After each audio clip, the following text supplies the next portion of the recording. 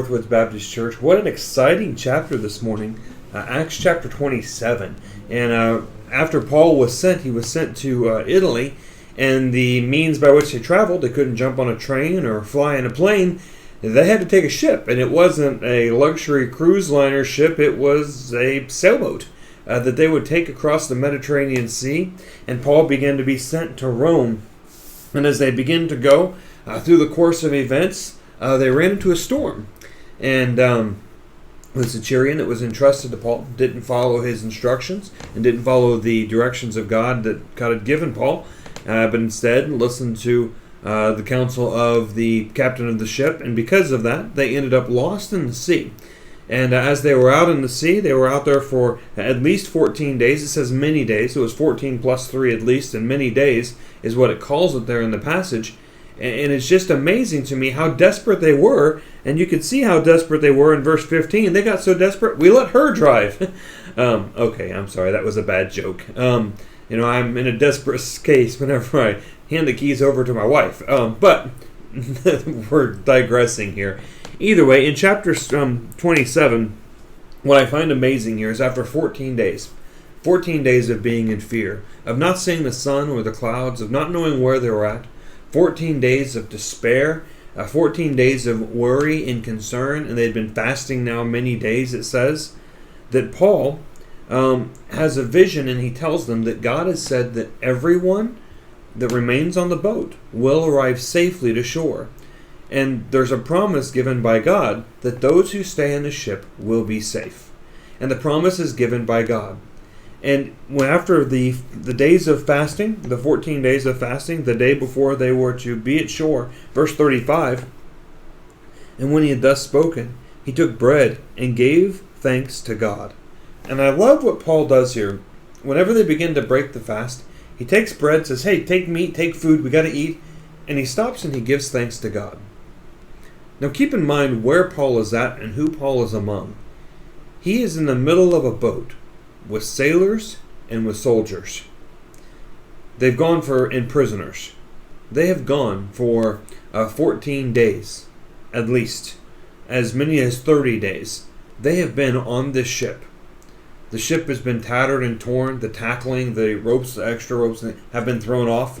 The lifeboat has been cut off and set adrift. They've let the ship just be driven by the wind and has now come to this island shore and starting to get closer and closer to this island. And Paul, in the middle of all of it, says, take comfort. And then he does something I find amazing. He thanks God. Now I started to think, why would Paul be willing to give thanks to God for the bread and the meat and the food that they had? And what I find amazing, and the reason why I believe Paul, in the middle of the storm, could take a breath, give out food instead of give thanks to God, is because Paul was believing and holding to the promises of God. Whenever storms and difficulties and trials come up in our life, whether that storm is a lost job, a financial situation that we don't understand, if that storm happens to be sitting in a doctor's office, across a chair to a doctor, and the doctor gives challenging or heartbreaking news, what we can use to face and give thanks to God in the middle of whatever storms we're going to, we can give thanks because of His promises. I'm very thankful for God's promises. His promises to say, lo, I am with you always, even to the end of the world. His promises to be faithful. His promises to supply all of our needs. His promises to be there, to be our help, to be our strength, to be our defender. I'm so thankful for His promises that are real today. As you read through chapter 27, I'd love to hear what stood out to you and what God spoke to you from chapter 27. But I'd also challenge you to do this today. Stop and thank God for His promises. The promises that He's made, the promises that He has fulfilled already, the promises that He has yet to fulfill. To thank Him that God is worthy.